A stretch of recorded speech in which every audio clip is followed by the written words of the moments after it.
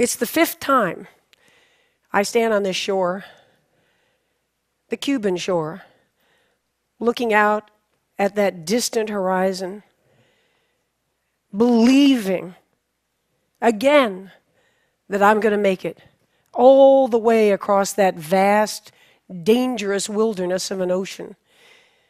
Not only have I tried 4 times, but the greatest swimmers in the world have been trying since 1950, and it's still never been done. The team is proud of our 4 attempts. It's an expedition of some 30 people. Bonnie is my best friend and head handler, who somehow summons will, that last drop of will within me when I think it's gone, after many, many hours and days out there. The shark experts are the best in the world, large predators below. The box jellyfish, the deadliest venom in all of the ocean, is in these waters, and I have come close to dying from them on a previous attempt. The conditions themselves, besides the sheer distance of over 100 miles in the open ocean, currents and whirling eddies, and the Gulf Stream itself, the most unpredictable of all of the planet Earth. And by the way, it's amusing to me that journalists and people, before these attempts often, ask me, well, are you going to go with any boats or any people or anything? And I'm thinking, what are they imagining? That I'll just sort of do some celestial navigation and, carry a Bowie knife in my mouth, and I'll hunt fish and skin them alive and, eat them, and maybe drag a desalinization plant behind me for fresh water.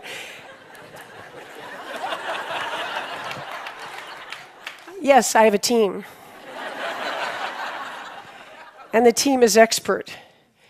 And the team is courageous and brimming with innovation and scientific discovery, as is true with any major expedition on the planet. And we've been on a journey. And the debate has raged, hasn't it, since the Greeks, of isn't it what it's all about? Isn't life about the journey, not really the destination? And here we've been on this journey, and the truth is it's been thrilling. We haven't reached that other shore, and still, our sense of pride and commitment, unwavering commitment. When I turned 60, the dream was still alive from having tried this in my 20s and dreamed it and imagined it. The most famous body of water on the earth today, I imagine, Cuba to Florida. And it was deep in my soul.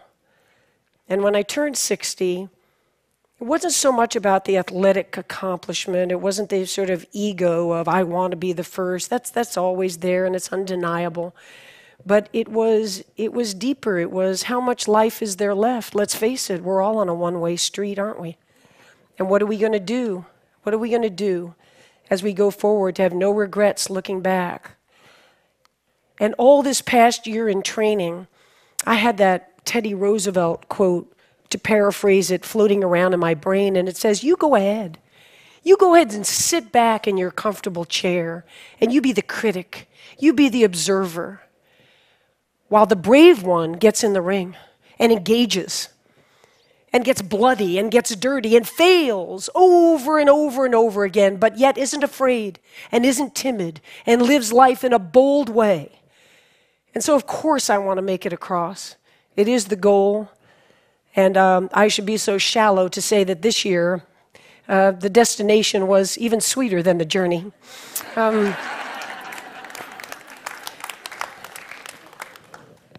But the journey itself was worthwhile taking.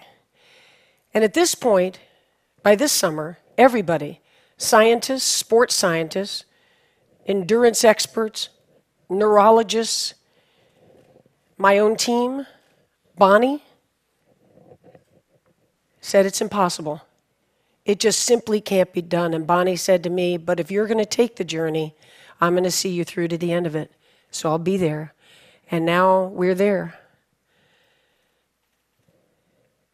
And as we're looking out, kind of a surreal moment before the first stroke, standing on the rocks at Marina Hemingway, the Cuban flag is flying above, all my teams out in their boats, hands up in the air. We're here. We're here for you. Bonnie and I look at each other and we say, this year the mantra is, and I've been using it in training, find a way. You have a dream, and you have obstacles in front of you, as we all do. None of us ever get through this life without heartache,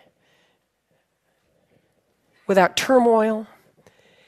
And if you believe and you have faith, and you can get knocked down and get back up again, and you believe in perseverance as a great human quality, you find your way. And Bonnie grabbed my shoulders and she said, let's find our way to Florida.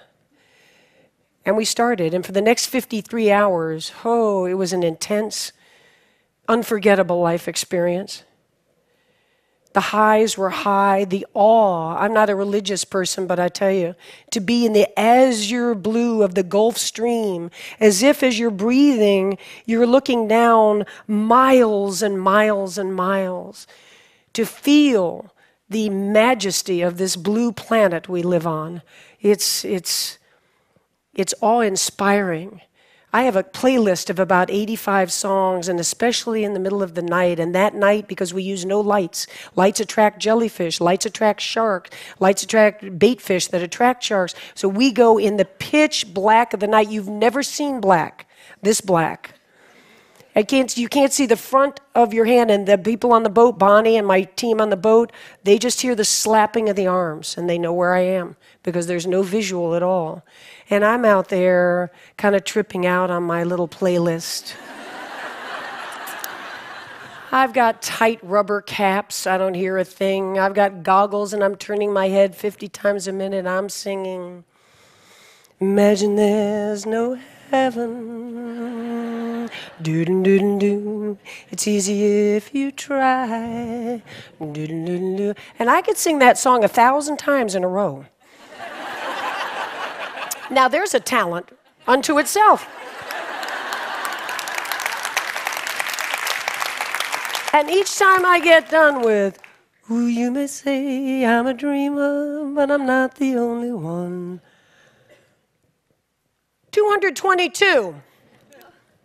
Imagine there's no heaven. And when I get to the end of 1,000 of John Lennon's Imagine, I have swum 9 hours and 45 minutes. Exactly. And then there are the crises. Of course there are. And the vomiting starts, the seawater, you're not well, you're wearing a jellyfish mask for the ultimate protection. It's difficult to swim in, it's causing abrasions on the inside of the mouth, but the tentacles can't get you. And the hypothermia sets in. The water's 85 degrees, and yet you're losing weight and using calories. And as you come over toward the side of the boat, not allowed to touch it, not allowed to get out, but Bonnie and her team hands me nutrition and asks me what I'm doing, how am I all right? I am seeing the Taj Mahal over here.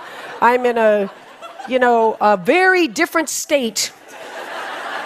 And I'm thinking, wow, I never thought I'd be running into the Taj Mahal out here. It's gorgeous. I mean, how long did it take them to build that? It's just so, woo. And then we kind of have a cardinal rule that I'm never told really how far it is, because we don't know how far it is. What's going to happen to you between this point and that point? What's going to happen to the weather and the currents? And God forbid you're stung when you don't think you could be stung in all this armor. And Bonnie made a decision coming into that third morning that I was suffering and I was hanging on by a thread. And she said, come here. And I came close to the boat, and she said, look out there. And I saw light, because the day's easier than the night, and I thought we were coming into day. And I saw a stream of white light along the horizon. And I said, it's going to be morning soon. She said, no, those are the lights of Key West. It was 15 more hours, which for most swimmers would be a long time.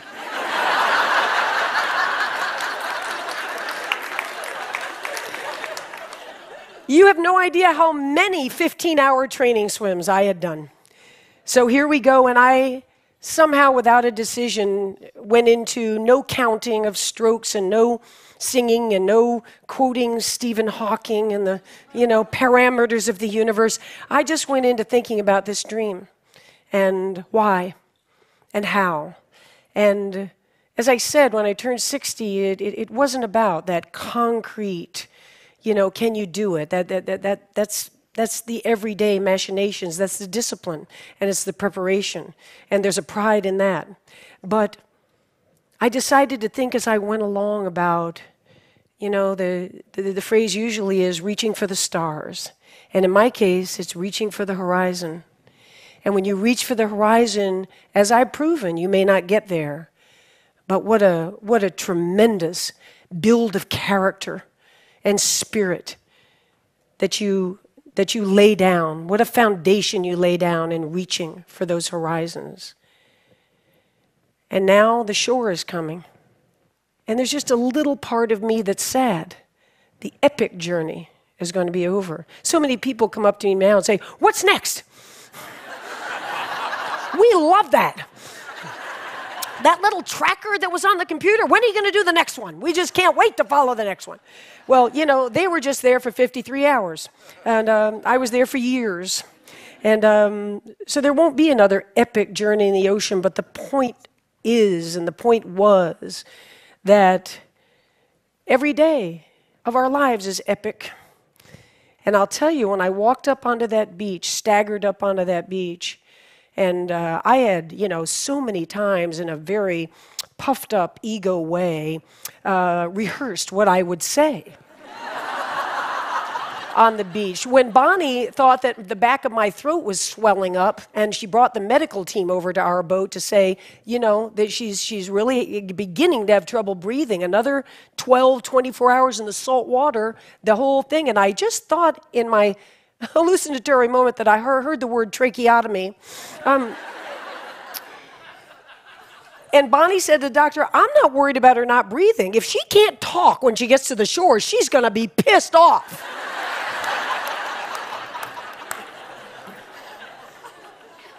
But the truth is, all those orations that I had practiced just to get myself through some training swims as motivation, it wasn't like that. It was a very real moment with that crowd, with my team. We did it. I didn't do it. We did it. And we'll never forget it. It'll always be part of us. And the three things I did sort of blurt out when we got there was, first, never, ever give up. I live it. What's the phrase from today from Socrates? To be is to do. So I don't stand up and say, don't ever give up. I didn't give up. There was action behind these words. The second is, you can chase your dreams at any age. You're never too old. 64, that no one at any age, any gender could ever do, has done it, and has no doubt in my mind that I am at the prime of my life today. Yeah.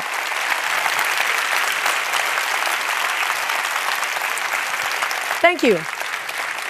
And the third thing I said on that beach was, it looks like the most solitary endeavor in the world, and in many ways, of course, it is. And in other ways, and the most important ways, it's a team. And if you think I'm a badass, you want to meet Bonnie. Bonnie, where are you? Where are you? There's Bonnie Stoll, my buddy. The Henry David Thoreau quote goes, when you achieve your dreams, it's not so much what you get as who you have become in achieving them. And yeah, I stand before you now. In the 3 months since that swim ended, I've sat down with Oprah, and I've been in President Obama's Oval Office. I've been invited to speak in front of esteemed groups such as yourselves. I've signed a wonderful major book contract. All of that's great, and I don't denigrate it. I'm proud of it all, but the truth is, I'm walking around tall because I am that bold, fearless person. And I will be every day until it's time for these days to be done.